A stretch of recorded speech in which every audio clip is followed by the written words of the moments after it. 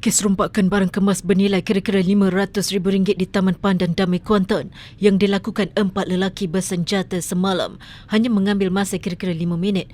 Ketua Polis Kuantan Assistant Commissioner Ashari Abu Sama berkata, suspek yang bertopeng tiba dan melarikan diri menggunakan 2 motosikal tanpa nombor pendaftaran dipercayai sebahagian daripada taktik bagi mengelak dikenal pasti. Semalam 4 lelaki bersenjatakan parang dan senjata api dipercayai jenis pump gun melarikan barang kemas bernilai RM500,000 dari kedai emas pada kira-kira jam 2 petang.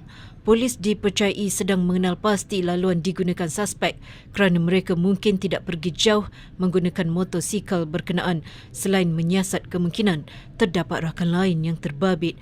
Kejadian semalam adalah kes rompakan bersenjata kedua dilaporkan di Pahang minggu ini selepas 3 lelaki melarikan barang kemas bernilai RM1.7 juta dari sebuah